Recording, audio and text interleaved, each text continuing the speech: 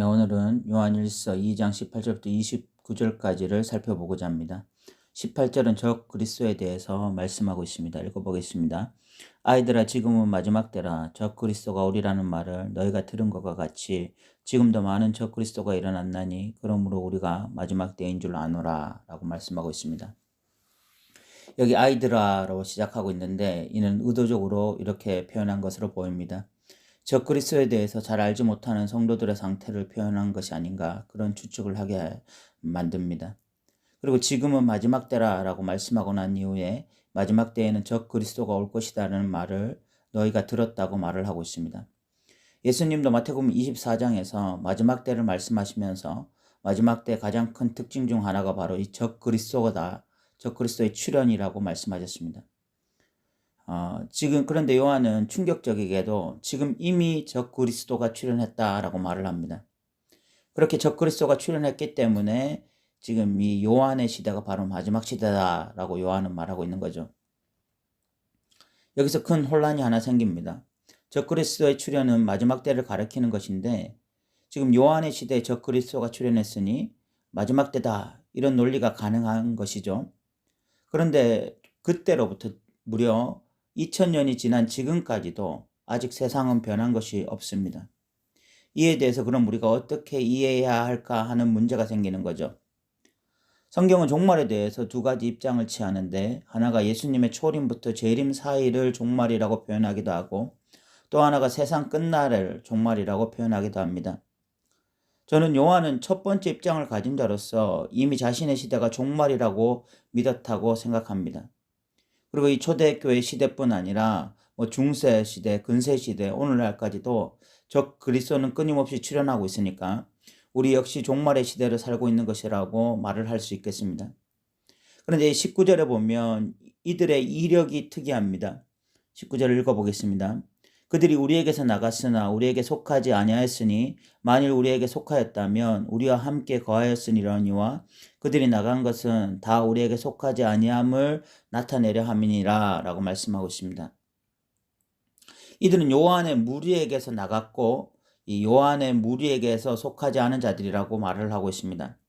이 말은 이들이 한때 교회에 소속되었으나 진짜 교회에 속한 자들은 아니었다는 것입니다.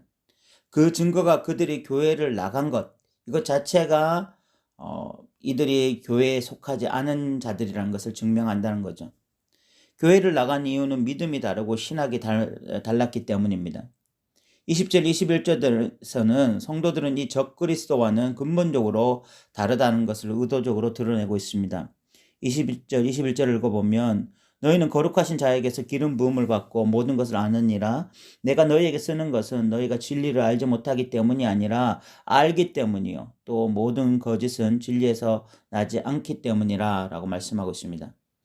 성도들은 거룩하신 자에게서 기름 부음을 받았다는 것은 이 구별된 자들이다, 하나님의 선택을 받은 자들이다 라는 것을 표현하는 것이고, 그리고 성도들은 진리를 분명히 아는 자들, 그러니까 이 적그리스도의 이 교리와는 완전히 다른 자들이다 라고 말을 하고 있는 거죠. 22절부터 23절까지는 적그리스도가 주장하는 바가 무엇인지를 말씀하고 있습니다. 읽어보겠습니다.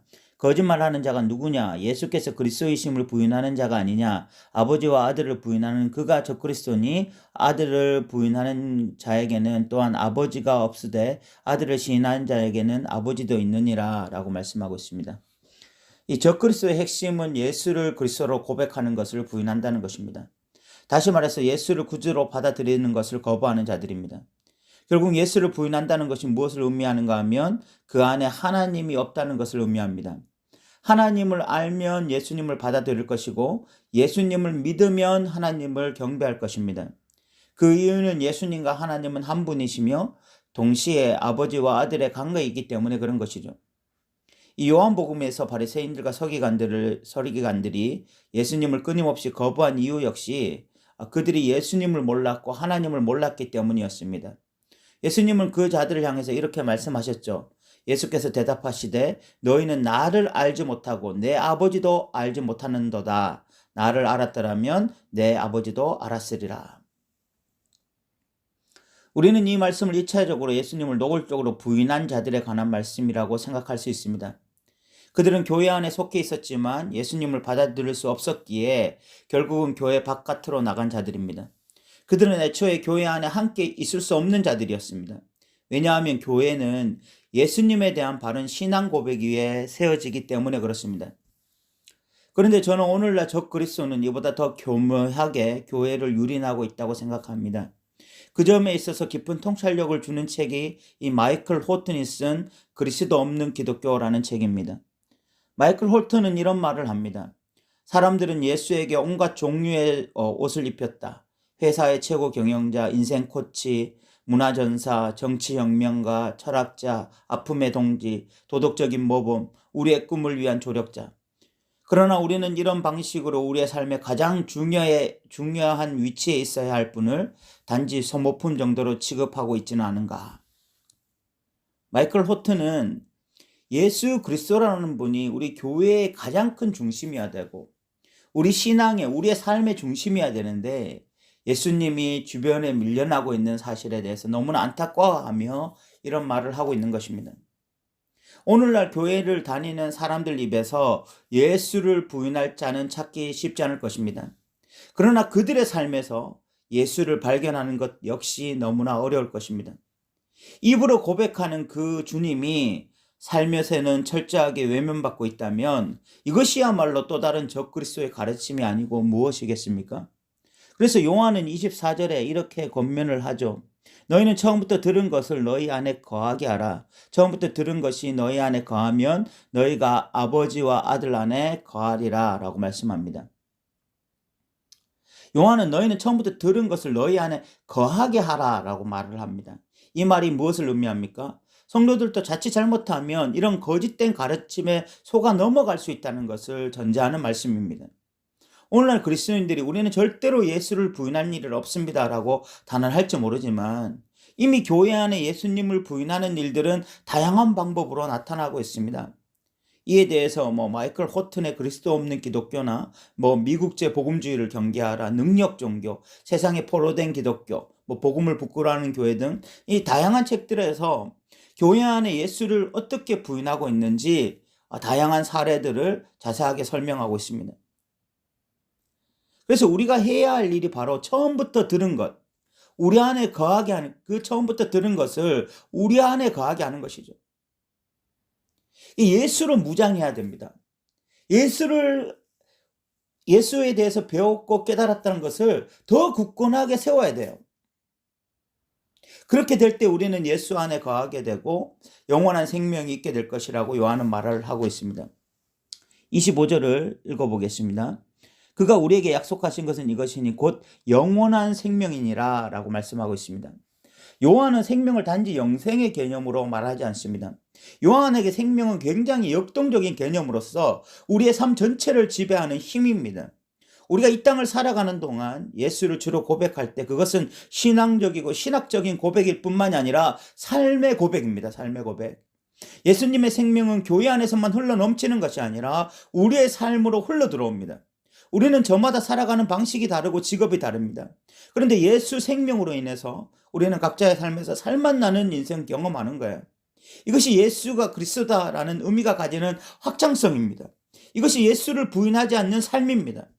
27절에는 다시 한번 그 가르치신 대로 주 안에 거하라 라고 말씀하고 있습니다. 이는 가르침을 벗어나 미혹에 빠지려는 자들이 있었다는 것을 의미하는 것이죠. 참으로 이상한 것이 이것입니다. 거짓 진리는 들불처럼 자주 잘 번져나갑니다. 가만히 내버려둬도 그 자생력이 대단해요. 그런데 진리는 가꾸어도 자주 죽습니다. 저는 교회 안에서 바른 진리를 성도들에게 가르치기 위해서 힘쓰고 있어요. 그런데 그 진리는 때때로 힘을 잃고 사라져 버립니다. 그런데 때때로 성도들이 세상의 거짓된 진리에는 너무 쉽게 휩싸여 버리는 경우가 있습니다. 그래서 그 거짓 진리 때문에 마음이 무너지기도 하고 힘들기도 합니다.